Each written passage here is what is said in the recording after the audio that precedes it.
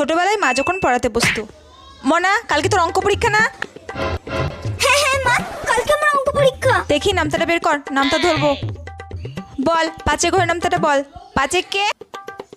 5 বল 5 দুগুণে 10 3 পাঁচা 3 পাঁচা 3 পাঁচা 3 পাঁচা কত? 3 পাঁচা 15 4 পাঁচা 4 পাঁচা।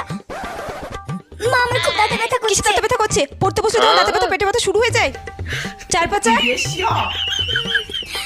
4 পাঁচা 20 5 পাঁচা কত? 5 পাঁচা 5 পাঁচা 20। কি 5 পাঁচা 20?